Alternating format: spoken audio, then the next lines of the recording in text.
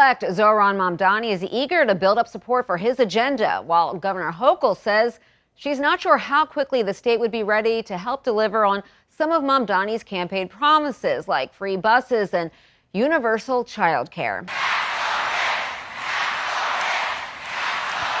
To pay for it all, Mamdani wants to raise corporate taxes and add a 2% surcharge on anyone earning over $1 million. But the governor and state legislature would have to agree. And Governor Kathy Hochul's made it clear she's against new taxes ahead of her own election. Now, Governor, you have said repeatedly that you would not raise taxes. You said, quote, "I've said there's no new income taxes." Do you stand by that promise? Yes. Do you buy the idea that free buses would make them faster? No. Why not?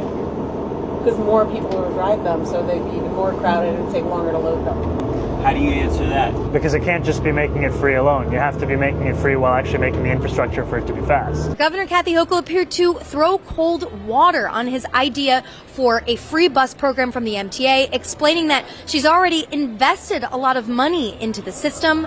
Let's take a listen to what she had to say. I cannot set forth a plan right now that takes money out of a system that relies on the fares of the buses and the subways. So you have to increase service alongside making it free and ensure that there's full use of all-door boarding. But isn't that an MTA thing that you as mayor can't control? The city has a lot of ability to influence what the MTA does. It's just that we haven't had a mayor who actually cares that much about the slowest buses in the United States. Mamdani is obviously full of it, but you have to appreciate his hustle. The way this man is able to speak without saying nothing is just amazing. That's why I call him Obama 2.0. Someone, when they speak, they use big words. Believe. Yes, we can. Togetherness. Hope.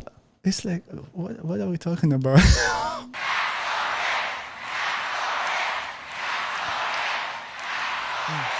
All right.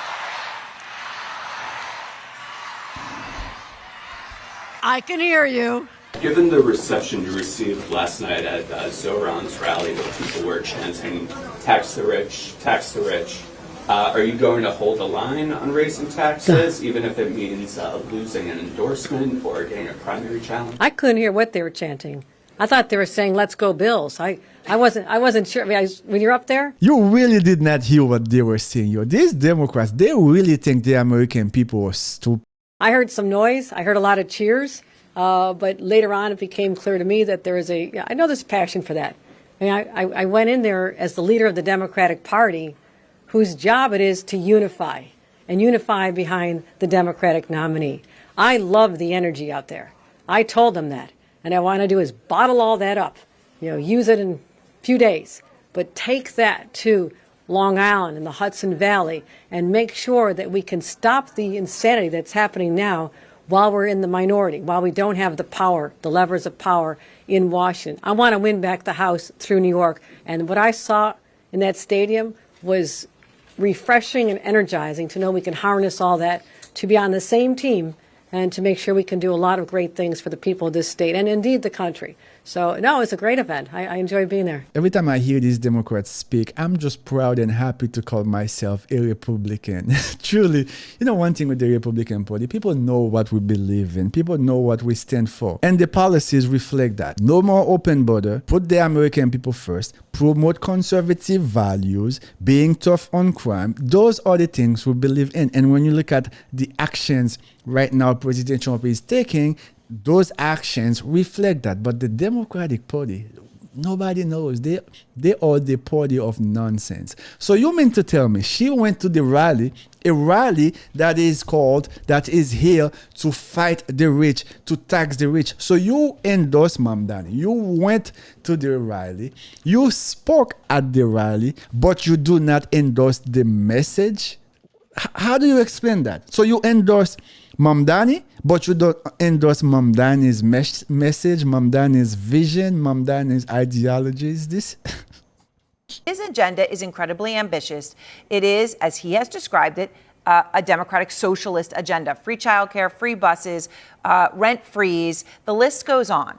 I talked to him on Monday night. He said to me he hasn't wavered 1 millimeter on raising taxes on New York City's wealthiest residents to pay for some of that. Now, Governor, you have said repeatedly that you would not raise taxes. You said, quote, "I've said there's no new income taxes." Do you stand by that promise? Yes. What I find so fascinating is all this conversation about how I'm continuing to lead New York State. I'm the one putting money back in people's pockets and cutting middle-class taxes, as I've done, and finding ways to support child care. These are areas where I'm aligned with Zohran Mamdani. And we'll work on this and build more housing so people can have a roof over their heads in New York City. How are you going to build more housing when you are actively increasing restrictions on housing?